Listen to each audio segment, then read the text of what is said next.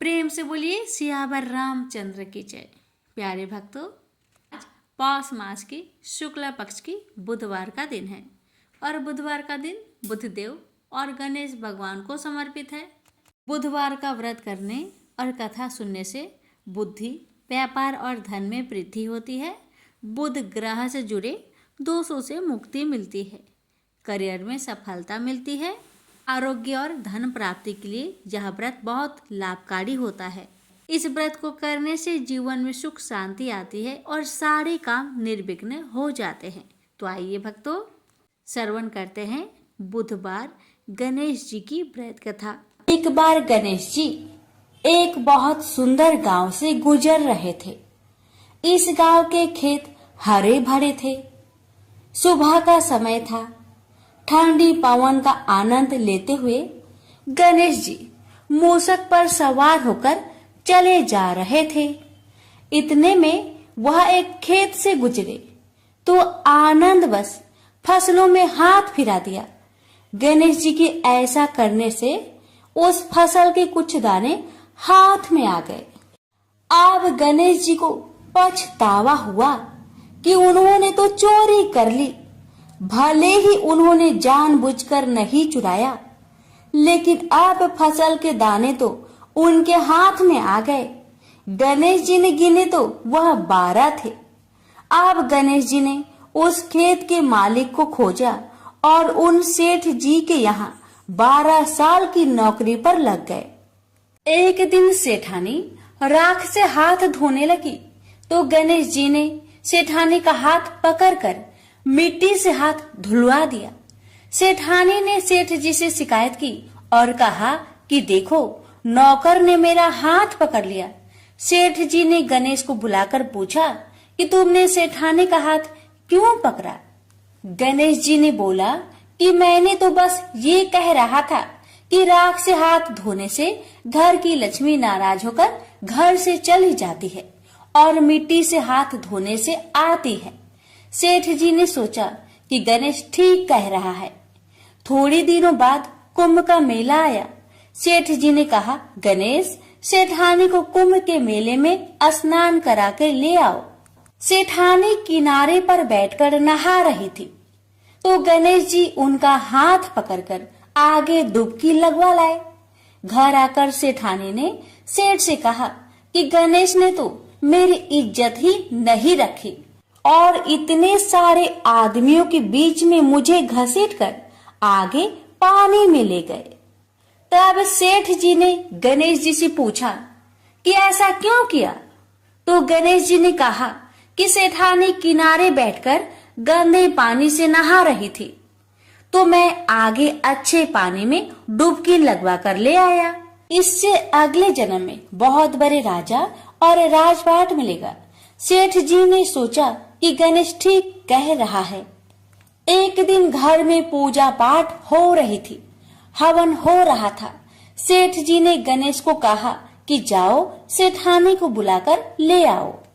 गणेश सेठानी को बुलाने गए तो सेठानी काली चुनरी ओढ़कर चलने लगी तो गणेश जी ने काली चुनरी फाड़ दी और कहा कि लाल चुनरी ओढ़ के चलो। सेठानी नाराज होकर सो गई। सेठ जी ने आकर पूछा, क्या बात है? तो सेठानी बोली कि गणेश ने मेरी चुनरी फाड़ दी। सेठ जी ने गणेश को बुलाकर बहुत डांटा तो गणेश जी ने कहा, पूजा पाठ में काला वस्त्र नहीं पहनते हैं, इसलिए मैंने लाल वस्त्र के लिए कहा। काला वस्त्र पहनने से कोई भी शुभ काम सफल नहीं होता है।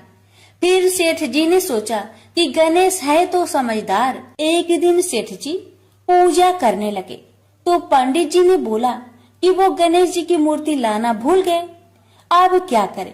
तो गणेश जी ने बोला कि मेरी कोई मूर्ति बनाकर विराजमान कर लो, आपके सारे काम सफल हो जाएंगे। यह बात सुनकर सेठ जी को भी बहुत गुस्सा आया और वे बोले कि तुम तो अब तक सेठानी से ही मजाक करते थे, मेरे से भी करने लगे। तो गणेश जी ने कहा, मैं मजाक नहीं कर रहा हूँ, मैं सच बात कह रहा हूँ। इतने में ही गणेश जी ने गणेश जी का रूप धारण कर लिया और सेठ और सेठानी ने ही गणेश जी की पूजा की। पूजा खत्म होते ही गणेश जी अंदर ध्यान हो गए। सेठ सेठानी को बहुत धोखा हुआ और उन्होंने कहा कि हमारे पास तो गणेश जी रहते थे और हमने उनसे इतना काम करवाया। तो गणेश जी ने सपने में आकर सेठ जी को कहा कि आपके खेत में से मैंने 12 अनाज के दाने तोड़ लिए थे, उसी का दोष उतारने के लिए मैंने आपके यहाँ काम किया था। सेठ जी की करोड़ों की माया हो गई। हे गणेश जी महाराज, जैसा सेठानी को दिया वैसा सबको देना, कहते को सुनते को और सारे परिवार को दे देना। जय श्री गणेश जी। एक बार भगवान नारायण लक्ष्मी जी से बोले, लोगों में कितनी भक्ति बढ़ गई है, सब नारायण नारायण कहते हैं। तो लक्ष्मी जी बोली, आपको पाने के लिए नहीं, मेरे को पाने के लिए भक्ति बढ़ गई है। तो भगवान बोले, लोग लक्ष्मी लक्ष्मी ऐसा जब थोड़ी ना करते हैं। तो माता लक्ष्मी बोली कि विश्वास ना हो तो परीक्षा हो जाए। भगवान नारायण एक गांव में ब्राह्मण का रूप लेकर गए। एक घर का दरवाजा खटखटाया। घर के यजमान ने दरवाजा खोलकर पूछा, कहाँ के हैं आप? तो भगवान बोले, हम तुम्हारे नगर में भगवान का कथा कीर्तन करना चाहते हैं। यजमान बोला, ठीक है महाराज, जब तक कथा होगी आप मेरे घर में रहना। गांव के कुछ लोग इकट्ठा होके सब तैयारी कर दी। पहले दिन कुछ लोग आए, अब भगवान स्वयं कथा करते तो गर्दी बढ़ी। 2 रे 3 रे दिन और भी भीड़ हो गई। भगवान खुश हो गए कि कितनी भक्ति है लोगों में। लक्ष्मी माता ने सोचा, अब जाने जैसा है। लक्ष्मी माता ने बूढ़ी माता का रूप लिया और उस नगर पहुंची। एक महिला ताला बंद करके कथा में जा रही थी कि माता पहुंची। बोली, बेटी जरा पानी पिला दे। तो वो महिला बोली, माता जी 3:30 बजे हैं, मेरे को प्रवचन में जाना है। लक्ष्मी माता बोली, पिला दे बेटी थोड़ा पानी, बहुत प्यास लगी है। तो वो महिला लोटा भर के पानी लाई। माता ने पानी पिया और लोटा लौटाया तो सोने का हो गया था। महिला अचंभित हो गई कि लोटा था स्टील का और वापस लिया तो सोने का। कैसी चमत्कारी माता जी हैं। अब तो वो महिला हाथ जोड़ी करने लगी कि माता जी आपको भूख लगी होगी, खाना भी खा लीजिए। ये सोच के कि खाना खाएगी तो थाली भी कटोरी भी सोने की हो जाए। माता लक्ष्मी बोली, तुम जा बेटी, तेरा टाइम हो गया है। वो महिला प्रवचन में आई तो सही, लेकिन आसपास की महिलाओं को सारी बात बताई। अब महिलाओं को बात सुनकर चालू सत्संग में से उठ के गई। दूसरे दिन से कथा में लोगों की संख्या कम हो गई। तो भगवान ने पूछा कि लोगों की संख्या कैसे कम हो गई। किसी ने कहा, एक चमत्कारी माताजी आई हैं नगर में, जिसके घर दूध पीती तो गिलास सोने का हो जाता, थाली में रोटी सब्जी खाती तो थाली सोने की हो जाती। उसके कारण लोग प्रवचन में नहीं आते। भगवान नारायण समझ गए कि लक्ष्मी जी का आगमन हो चुका है। इतनी बात सुनते ही देखा कि जो यजमान सेठ जी थे वो भी उठ खड़े हुए और खिसक गए। पहुंचे माता लक्ष्मी जी के पास। बोले, माता मैं तो भगवान की कथा का आयोजन करता और लक्ष्मी जी माता आपने मेरे घर को छोड़ दिया। माता जी बोली, तुम्हारे घर तो मैं सबसे पहले आने वाली थी, लेकिन तुम्हारे घर में जिस कथाकार को ठहराया है ना, वो चला जाए तो मैं अभी आऊं। सेठ जी बोला, बस इतनी सी बात, अभी उनको धर्मशाला में कमरा दिलवा देता हूँ। जैसे ही महाराज कथा करके घर आए तो सेठ जी बोला, महाराज बिस्तरा बांधो, आपकी व्यवस्था धर्मशाला में कर दी है। महाराज बोले, अभी 2-3 दिन बचे हैं कथा के, यही रहने दो। सेठ बोला, नहीं नहीं जल्दी जाओ, मैं कुछ नहीं सुनने वाला। इतने में लक्ष्मी जी भी आई। कहा कि सेठ जी आप थोड़ा बाहर जाओ, मैं इनसे निपट लूं। माताजी बोली, प्रभु आप तो मान गए। भगवान नारायण बोले, हाँ लक्ष्मी, तुम्हारा प्रभाव तो है, लेकिन एक बात तुमको भी मेरी माननी पड़ेगी कि तुम तब आई जब संत के रूप में मैं यहाँ आया। संत जहाँ कथा करेंगे वहाँ लक्ष्मी तुम्हारा निवास जरूर होगा। प्रेम से बोलिए लक्ष्मी नारायण की जय। विष्णु भगवान की 3 पत्नियां थी, लक्ष्मी, सरस्वती और गंगा। तीनों बड़ी गुणवती और सौम्य हृदय थी, पर तीनों की अलग अलग प्रकृति थी। तीनों भगवान विष्णु के प्रति मन में अनन्य प्रेम रखती थी। स्वयं विष्णु भगवान भी तीनों को अनन्य प्रेम करते थे। भगवान विष्णु ने अपनी तीनों पत्नियों को समान अधिकार प्रदान कर रखा था। तीनों बड़ी स्वतंत्रता के साथ अपने अपने अधिकारों का उपभोग कर रही थी, पर प्रकृति की भिन्नता के कारण सरस्वती के मन में संदेह पैदा हो उठा कि विष्णु मेरी अपेक्षा गंगा को अधिक प्रेम करते हैं। जब संदेह उत्पन्न हो गया तो ईर्ष्या भी पैदा हो उठी। सरस्वती गंगा से जलने लगी। बात बात में उन्हें खरी खोटी सुनाने लगी। गंगा कुछ बोलती नहीं थी, वे चुपचाप सुन लिया करती थी।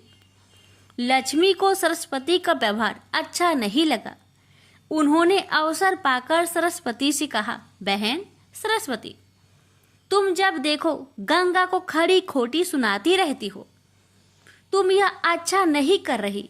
मेरी बात मानो, गंगा को जली कटी सुनानी बंद कर दो। लक्ष्मी की नेक सलाह सरस्वती को अच्छी नहीं लगी। उनके हृदय में तो ईर्ष्या की आग जल रही थी। उन्होंने सोचा कि लक्ष्मी गंगा का पक्ष ले रही है, अतः उनके हृदय की आग और भी अधिक भड़क उठी।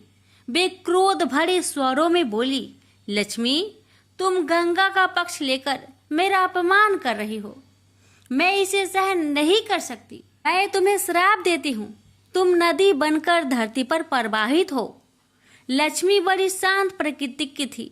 वे सरस्वती के श्राप को सुनकर भी शीतल बनी रही। उन्होंने न तो श्राप की प्रतिवाद किया और न उनके प्रति मुख से कठोर शब्द ही निकाले। ऐसा लगा जैसे उनके लिए कुछ हुआ ही न हो। पर गंगा को सरस्वती का श्राप अच्छा नहीं लगा। वे सरस्वती के श्राप सुनकर उत्तेजित हो उठी और क्रोध भरे स्वर में बोली, सरस्वती, तुमने लक्ष्मी को श्राप देकर बड़ा अनुचित कार्य किया है। वे तो तुम्हारे श्राप को सुनकर चुप रही, पर मैं चुप नहीं रह सकती। मैं तुम्हें भी श्राप देती हूँ, तू भी नदी बन जाओ और धरती पर जाकर प्रवाहित हो। यह सुनकर सरस्वती के मन की आग और भी अधिक भड़क उठी। वे क्रोध भरे स्वर में बोली, मैं तो नदी बन जाऊंगी, पर तुम भी कैसे बैकुंठ में रह सकती हो। मैं भी तुम्हें श्राप दे रही हूँ, तुम भी नदी बन जाओ और धरती पर जाकर प्रवाहित हो। इस प्रकार भगवान विष्णु की तीनों पत्नियां कलह और ईर्ष्या के कारण एक दूसरे को श्राप देकर दुख का शिकार बन गई। यह सुनकर भगवान विष्णु को बड़ा दुख हुआ। उन्होंने अपनी पत्नियों से कहा, तुम तीनों ने ईर्ष्या के कारण एक दूसरे को श्राप देकर अच्छा नहीं किया। तुम तीनों ने स्वयं अपने लिए दुख को निमंत्रित किया है। अपने ही हाथों से अपने घर को जलाया है। विष्णु की भर्त्सना से तीनों पत्नियां बड़ी दुखी हुई। वे बड़े दुख प्रकट करते हुए विष्णु से क्षमा याचना करने लगी। विष्णु ने कहा, तुम तीनों ने एक दूसरे को श्राप दिया है। श्राप के अनुसार तुम तीनों को नदी बनना ही पड़ेगा। नदी बनकर धरती पर जाना ही पड़ेगा। यह सुनकर लक्ष्मी का मन दुख से भर गया। उन्हें विष्णु का वियोग एक क्षण को भी सहा नहीं जा रहा था। वे अपने प्राणों को आंसुओं के रूप में बहाती हुई बोली, प्रभु मुझ पर दया कीजिए, मैं एक क्षण भी आपके बिना नहीं रह सकती। कोई ऐसा उपाय बतलाइए जिससे मुझे आपसे अलग ना होना पड़े, धरती पर ना जाना पड़े। विष्णु ने कहा, लक्ष्मी, तुम्हें धरती पर जाना ही पड़ेगा, किंतु तुम्हारे हृदय में कपट और ईर्ष्या का भाव नहीं है, अतः तुम मुझे बहुत प्रिय हो, तुम्हें मुझसे अलग नहीं होना पड़ेगा। तुम अर्ध शक्ति से मेरे पास रहो और अर्ध शक्ति के रूप में पद्मावती नदी के रूप में धरती पर जाकर बहो। धरती पर शंखचूड़ नामक एक राक्षस उत्पन्न होगा, वह मेरा ही अंश होगा। तुम तुलसी के रूप में उसकी पत्नी बनोगी। तुम तुलसी के रूप में सदा विष्णु प्रिया बनी रहेगी और जन जन से आदर पाओगी। गंगा को भी भगवान विष्णु से अलग होने का बड़ा दुख था, अतः उन्होंने भी अश्रु नयन निवेदन किया, प्रभु ऐसा कोई उपाय बतलाइए जिससे मैं आपसे अलग ना हो। भगवान विष्णु ने कहा, गंगे श्राप बस तुम्हें भी धरती पर जाना ही पड़ेगा। राजा भगीरथ अपने पूर्वजों के उद्धार के लिए तप कर रहे हैं। तुम्हें धरती पर गंगा के रूप में प्रवाहित होना पड़ेगा और भगीरथ के पूर्वजों का उद्धार करना होगा। तुम भगीरथ के पूर्वजों का उद्धार करके समुद्र में मिल जाओ। समुद्र मेरा ही रूप है, अतः तुम सदा मुझ में ही रहोगी। तुम स्वर्ग से उतरने पर शिव की जटाओं में रहोगी। शिव और मुझ में कोई अंतर नहीं है, इस रूप में भी तुम सदा मुझ में ही रहोगी। सरस्वती चुपचाप विष्णु की बातें सुन रही थी। अंत में भगवान विष्णु ने सरस्वती की ओर देखा और कहा, सरस्वती तुम अपने अर्ध गुणों से नदी बनकर बहोगी और अर्ध गुणों से ब्रह्मा की पत्नी बनोगी। श्राप का फल तुम्हें भी भोगना ही पड़ेगा। सरस्वती बोली, भगवान आप तो भेद विभेद रहित है, फिर आप लक्ष्मी और मुझ में भेद क्यों कर रहे हैं? आपने लक्ष्मी को तो अपने पास ही रहने की अनुमति प्रदान की, पर मुझे आप सदा के लिए अलग कर रहे हैं। विष्णु बोले, सरस्वती किसी को भी न तो मैं अलग करता हूँ और न अपने पास रखता हूँ। मेरी किसी में न तो आसक्ति है और न किसी से भी विरक्ति है। सबको अपने अपने गुणों और कर्मों के अनुसार ही मेरा सहचर्य प्राप्त होता है। लक्ष्मी निष्कपट हृदय की है, वे ना तो किसी से ईर्ष्या करती है न किसी से बैर रखती है, वे सबसे प्रेम करती है। यही कारण है वे सदा मेरे साथ रहेगी। पर तुम ईर्ष्या और क्रोध के वशीभूत रहती हो, यही कारण है तुम्हें मुझसे अलग होना पड़ा है। विष्णु के कथन को सुनकर सरस्वती मौन हो गई। उन्हें ऐसा लगा जैसे विष्णु के कथन का प्रत्येक अक्षर उनके सामने मूर्तिमान बनकर खड़ा हो गया हो। सरस्वती का हृदय पश्चाताप की वेदना से जलने लगा, पर अब क्या हो सकता था? अब तो तीर उनके हाथों से छूट चुका था। जो मनुष्य क्रोध और ईर्ष्या के वशीभूत होकर अपने हाथों से ही अपने घरों में आग लगा लेते हैं, उन्हें सरस्वती की भांति ही पश्चाताप की वेदना में जलना पड़ता है। प्रेम से बोलिए विष्णु भगवान की जय। प्रेम से बोलिए सियावर रामचंद्र की जय। प्यारे भक्तों, आज आप श्रवण करें पौष मास कथा अध्याय 24। पिछले अध्याय में आपने सुना लक्ष्मण ने हनुमान और जाम्बत सहित सभी वानर व ऋछ समाज के साथ जाकर श्री राम की आज्ञा का पालन किया। आगे की कथा। वर्षा ऋतु आरंभ हो गई थी और अब तो कहीं आना जाना संभव नहीं था। इसी कारण श्री राम ने सुग्रीव को अगले 4 मास आनंद पूर्वक राज सुख भोगने का समय दिया और स्वयं एक कंदरा में जाकर लक्ष्मण हनुमान सहित निवास किया। हनुमान अपने प्रभु की सेवा में छन छन रहना चाहते थे। चतुर्मास कैसे बीत गया पता ही नहीं चला। श्री राम के श्रीमुख से आत्मा परमात्मा के पावन संबंध की चर्चा सुनने देवता भी वहां आ जाते थे। वर्षा समाप्त हो गई थी और प्रकृति अब अपने सुंदरतम रूप में आ गई थी। समय बीतता जा रहा था और सुग्रीव ने सीता जी की खोज के लिए कोई प्रयास तक आरंभ नहीं किया था। श्री राम के धैर्य की परीक्षा धीरे धीरे समाप्त हो रही थी। अंततः श्री राम समझ गए कि कई बार सुख वैभव मिलने पर कृतघ्नता भी आ जाती है। जीव का स्वभाव ही होता है कि वह प्रति के माध्यम और कारण को विस्मृत करने लगता है। अब सुग्रीव को भी झिरकना आवश्यक लगने लगा था। देवता मनुष्य आदि बिना भय की प्रीति नहीं मानते। श्री राम ने लक्ष्मण को आदेश दिया कि जाकर राजमद में लिप्त सुग्रीव को कुछ भय दिखाओ कि वह हमें साधारण तपस्वी ही तो नहीं समझ रहा है। उसने अपना काम बनाकर मित्रता की इति श्री कर ली है। लक्ष्मण क्रोध में भरकर सुग्रीव के पास गए और सुग्रीव को रुद्र रूप दिखाया तो वह भय से थर थर काँप उठा और बार बार क्षमा याचना करता हुआ लक्ष्मण के साथ प्रभु राम के चरणों में आ गिरा। सुग्रीव ने श्री राम के चरणों में गिरकर अपने अपराध की क्षमा याचना करते हुए कहा, मुझसे अक्षमय भूल हो गई, परंतु हे करुणा निधान, आप तो अधम से अधम को भी क्षमा कर देते हैं। मैं मूर्ख बानर हूँ, अनेक कुबुद्धियों के कारण हूँ। वर्षों पश्चात आपकी कृपा से सुख वैभव पाया तो मति भ्रमित हो गई। आप जैसा आदेश करे वैसा होगा। श्री राम ने सुग्रीव को निर्देश देकर विदा किया तो उसने बानर समाज को एकत्रित करके उन्हें प्रभु की आज्ञा का पालन करने का आदेश दिया। सुदूर वनों से बानरों को तत्काल वहां आने का आदेश भेजा गया तो कुछ ही दिनों में किष्किंधा शैल श्रृंखला बानरमयी हो गई। भिन्न भिन्न रूप व आकार के बानर आ गए। सबके मन में हर्ष था कि वे प्रभु श्री राम के कार्य हेतु चुने गए हैं। प्रभु बड़े करुणा निधान हैं, सब सामर्थ्य होते हुए भी तुच्छ बानरों की सहायता ले रहे हैं और संसार में उनका मान बढ़ा रहे हैं।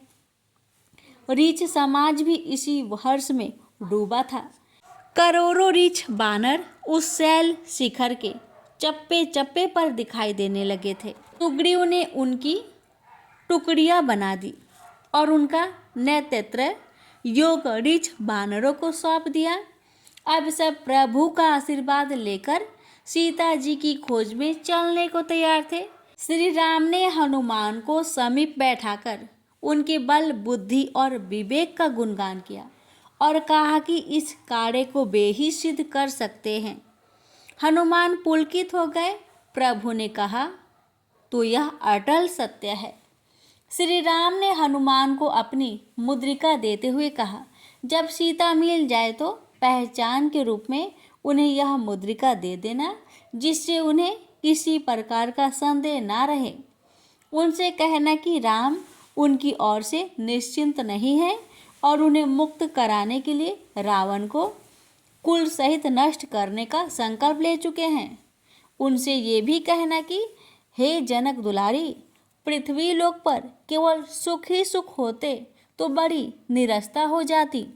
दुखों के मिश्रण से तो जीव इस धराधाम पर आनंद प्राप्त करता है। हनुमान ने श्री राम का संदेश आत्मसात कर लिया और प्रभु की आज्ञा से यूथ सीता जी की खोज में चल पड़े। सुग्रीव ने सबको चेतावनी दी कि यदि महीने भर की अवधि में सीता जी की खोज न करके लौटे तो मेरे हाथों मारे जाओगे। रीछ और बानरों के दल चारों दिशाओं में जय सिया राम का घोष करते हुए सीता जी की खोज में निकल पड़े। अंगद ने नेतृत्व में हनुमान सहित बड़े बड़े वीर बानर थे। सबने इतना तो सुना था कि लंका द्वीप समुद्र में कहीं है, परंतु कहाँ है यह कोई भी नहीं जानता था। पहले तो यही खोज करना कठिन काम था। सब दक्षिण की ओर बढ़ चले जा रहे थे, क्योंकि लंका दक्षिण में ही कहीं है। वनों, पर्वतों और कंदराओं को पार करते हुए अंगद दल समुद्र के विशाल तट पर आ गया। सामने अतः जल राशि था और उन्हें कोई मार्ग नहीं सूझ रहा था। समुद्र तट पर बानर भालू अपने स्वभाव के विपरीत मौन बैठे थे, तो उनके मन में उत्पन्न निराश का संकेत था। यहाँ से कहाँ जाए, उन्हें कोई मार्ग नहीं सूझ रहा था। वे आपस में बातें करने लगे। उनसे अच्छा तो जटायु रहा, जिसने प्रभु की सेवा में प्राण देकर सदगति प्राप्त कर ली। वे तो प्राण भी देते हैं तो भी प्रभु की कृपा नहीं होगी, क्योंकि उनके कार्य में कोई प्रगति नहीं हुई। वानरों के बीच हो रही यह निराशजनक बातचीत वहीं पर्वत की खोज में आराम कर रहा एक वृद्ध गिद्ध भी सुन रहा था। उसका नाम सांपति था और वह जटायु का भाई था। जटायु की चर्चा सुनकर वह बड़ी कठिनाई से सरकता हुआ गुफा से बाहर आया, क्योंकि उसके पंख जले हुए थे। जवानी में अपने बल के घमंड में दोनों भाई जटायु और सांपाति उड़ान भरकर सूर्य की ओर चल पड़े थे। जटायु ने बुद्धि से काम लिया और ताप तेज होने पर वह तो लौट आया, परंतु सांपाति अभिमान में आगे ही बढ़ता चला गया और उसके पंख जल गए। वह उस स्थान पर आ गिरा और अब तक तब से वहीं पड़ा हुआ था। यदि भाग्यवश कभी उसे कोई शिकार मिल जाता तो वह भोजन कर लेता, अन्यथा भूखा रहकर ही समय बिता रहा था। एक मुनि ने सांपाति को बताया था कि त्रेता युग में प्रभु श्री राम के सेवक उनके कार्य हेतु इस तट पर आएंगे। तब तुझसे जो सहायता बन पड़े करना, इससे तू पवित्र हो जाएगा और तेरे पंख उग आएंगे। संपाति ने मन ही मन विचार किया कि शायद वह शुभ समय आ गया है। प्रेम से बोलिए सियावर रामचंद्र की जय। प्यारे भक्तों, अब आगे की कथा अगली वीडियो में श्रवण करेंगे। भगवान राम और सीता माता आप सभी भक्तों की हर मनोकामना को पूर्ण करें।